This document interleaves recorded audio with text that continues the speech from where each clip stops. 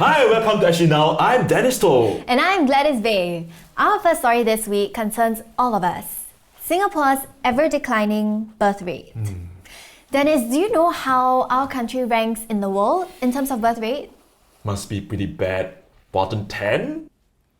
We rank third from the bottom, just behind South Korea and Taiwan.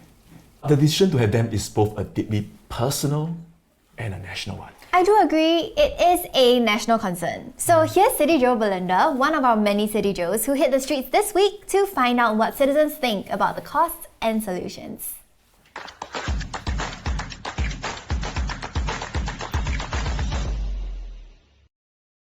Does that come as a shock that young people are not having children? What are their reasons? My fellow CityJos and I will be walking the streets to ask Singaporeans what their stance is. Are you worried about Singapore's low birth rate? No, I'm not actually. For one, I don't think I'm too worried about it. Yeah, I'm not too worried. Not a lot of youngsters are giving birth. Are you worried about that? Not worried. Not worried. Why not? I'm old already. I'm 72 years old. Yes, definitely I'm worried. It'll be a greater burden on the taxpayers. There will be more support needed for the elderly, and then it'll be a burden on a smaller population. So in the future, if you are married, would you like to have babies? Yeah, if God willing. Yes, I would say no. At least currently, I feel like I wouldn't be able to support them along with my parents and maybe my wife. I feel like I wouldn't be able to live a comfortable life. If you do have children, then what are some of your concerns? The rising cost of living. Why do you think like young people these days just do not want to start a family? Me and my wife, before we got our son, we waited for like 5 years of marriage. It's because we wanted to save up, prepare for our child's future. Why do you think couples these days, the young couples, why do you think they don't want to have babies? I think of the COVID. Because of COVID? They rather be single because everything expensive. Even if they are rich, they have money, they are afraid to marry because they can't trust anyone, you see. What would you like society or even the government, to do for you if you want to have children? A lot of us are starting families much later. I think it's more difficult for married women in their 30s to get pregnant. So I think there should be more support to help couples get maybe IVF treatments or alternative treatments, whatever that could help with getting pregnant. The main thing is money and time. So I'm not sure how the government can change that to make like jobs pay more and have less working hours. Because of the career, they are afraid that it will set them back. I think companies can do a little bit more on the maternal and paternal benefit side. Many young people nowadays are not mentally prepared yet to start a family. They need incentives. They must remember too that raising a child is not easy. It's a mindset. I'm Belinda Sunshine, CityJo for Singapore One. Thank you, Belinda. I love what our interviewee shared. As you can see, Dennis, there are many reasons why people are not having babies. Some have their own personal life goals that don't involve kids. And even for those who do, cost of living and other factors matter. Our second story is about a social enterprise that helps the mildly intellectually disabled learn skills and increase their employability in the F&B sector.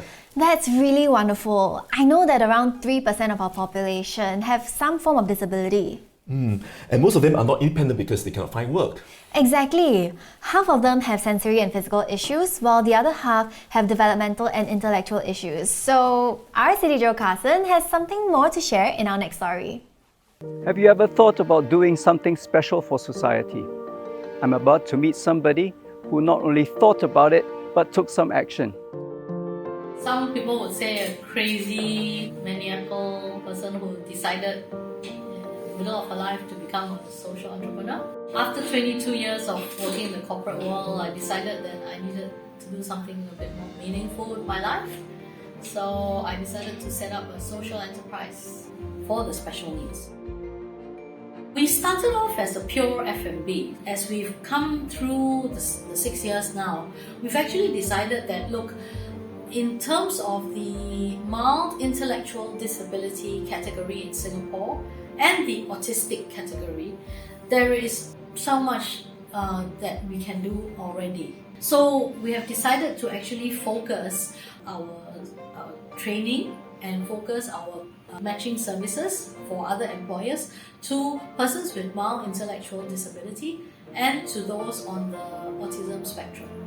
NoNNa's has actually pivoted towards training employers so that they can hire persons with special needs. The supervisors actually need to have some levels of training so that you can effectively supervise the special needs while they are at your workplace. So we always work with the employers first to make sure that their processes are structured. Thereafter, we train the employers, the supervisors especially, to be able to impart the processes in a step-by-step manner to the special needs. We've actually had special needs who, when they come into work at the store, they might have some difficulties. When they first start out, they have difficulties even bending down to restock the shelves. We work with the parents to say, well, can you practice with your child and watch that child as they, ask them to take things out of the cupboard for you. And then you see him bending down to restock the shelves without any problem. We talk to the parents and caregivers a lot, and it's quite funny because usually the parents don't realize that their special needs are able to do things, to cook pizza from scratch. And the parents could not believe that this was made by them. They actually called in to the school and said, this pizza is bought by the teachers or something. Then, and here is their special needs child telling them, no mom, I made it. When he showed it off to me, he had this sense of pride and self-esteem. And that is as good as it gets. I think the biggest challenge is that we do need to be as agile as any other business. Okay, so we will need to move away from having dine-in, because dine-in post-COVID is just too disruptive for the special needs. If you have start, stop, no dine-in, and then they can't work, and then they can't do service and things like that. So whatever normal businesses face, we face it with even higher impact because we have to consider our special needs. Yeah, so that for us is actually the biggest challenge. Why we like to be in schools is so that we are there to influence the next generation. In future, when they become managers, they won't have any issues hiring people with special needs, and they won't have any issues working with persons with special needs. The more financial help we get, the better. I mean, we look for support in many ways. Other than government support, we try to get a lot of multinational corporations as well working with us, giving us either business deals to pack their bento boxes or pack their goodie bags these days, and just coming to support us at our various outlets. I look forward to the day where the term social enterprise is not even required. That every business has a social mission that sits on top of their financial KPIs. We're hopeful that 2022 will be a good year. Looking forward to it. If everybody can have a heart like Miss Jerry, I think the world will be a better place to live. Yeah, seriously. We are thankful that there are many willing to give in Singapore, but it takes somebody special like Geraldine Tan, who gives of herself to the intellectually disabled. I'm CityJo Carson, Singapore One. Thank you, Carson. It is so heartwarming to see all of them back in the workplace and making a difference to their own lives. I completely agree. You know what? I actually met Jerry, also known as Geraldine, in a video a couple days back. She has such a big heart, and she was really, really passionate about trying to help them integrate into society and helping them find employment. We should show our support whenever we can. Alright, so let's talk about something more glamorous. Which is? Fashion. CityJo Syah met a doyen of the fashion world who rubbed shoulders and is a personal friend of Salvatore Ferragamo. Eileen Bygrave is no diva, but an absolutely down-to-earth fashion icon. That's right.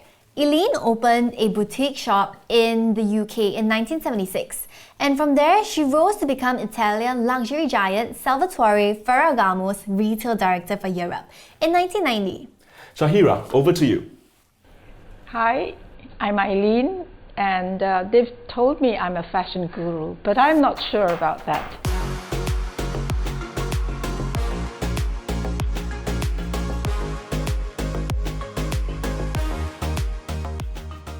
It's not easy to make it big in the local fashion industry, and it's even harder to make it big globally. But Eileen Bygrave did it. And that's why I'm here at her house despite the heavy downpour just now to have a chat with her to learn more about her success and her life.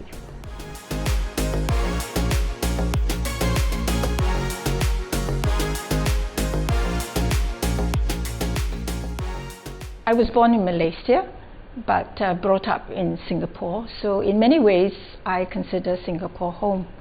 My brothers became doctors, dentists, and my sister became a lawyer. I decided to break out and go into something called advertising. My father was very kind, cobbled together some money and sent me abroad. So I landed in England. First, to start a design course, and then it went into marketing, and then I had to work in an advertising agency. So that's where my love of the arts and graphics came about. When I was having the children and we had to go back to England to live, I decided to open a fashion boutique. Actually not a fashion as in clothes, but accessories, because I was serving a very healthy, prosperous shop next to me. This was in southern England, so I started a shop called Capelia. It sold fashion accessories. For example, when you're abroad and the time frame changes and you get a call at 4 a.m. in the morning and you're very jet lagged, you have to really pull yourself together. And the other thing is meeting deadlines. We had to launch the line when China was opening up, Singapore was opening up. Luxury brands were few and far between. You can count 5 on your fingertips, right? We were just very fortunate that Leonardo came to Hong Kong, and we engaged him, and I was put forward as the expert in shoes because I owned a shoe boutique, fashion accessories in England, right? I had it for 7 years. So I was brought forward as the expert. I am an expert in shoes because I understand the 187 steps to making a pair of shoes. I've been with them for, let's say, since '88 right up to the time I retired. The head of the family invited me to go to Europe, headquartered in Florence, to take care of their retail business. So I was then actually the retail director for Europe. It's a very grand position. Yeah. Fantastic.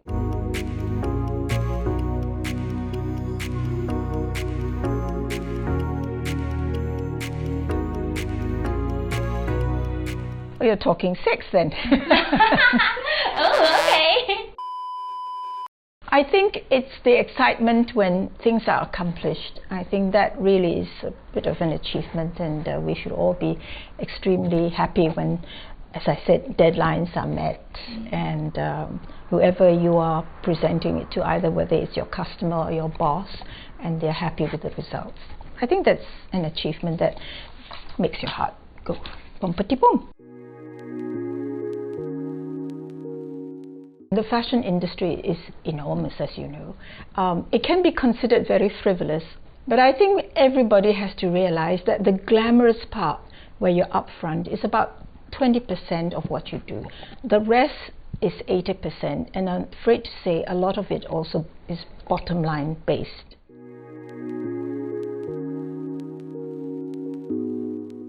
In the last few years, we decided to make Singapore home. We transferred all our assets back to Singapore. Well, it's a good place to live.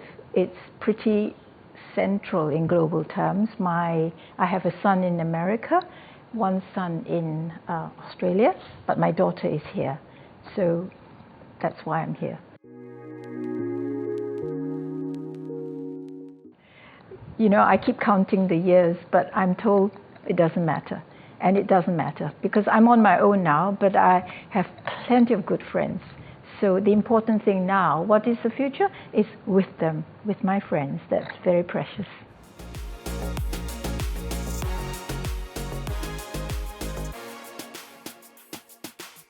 Sometimes all it takes is a spark to catapult our life on an entirely different trajectory. This has been CityJo Syah. Do not be afraid to dream big because one day that could be you sipping tea with the Ferragamos. Thank you, Shahira, for this wonderful story. I'm inspired. I think I can be a fashion designer. Fashion designer? Yeah. I can also be a model. What do you think? Model? What else? I'm really good at acting, so I think I can be an actress. I can also dance, so maybe I can be a dancer. I can also Okay, thank you so much all for joining us. We'll see you again next week. Goodbye! Bye!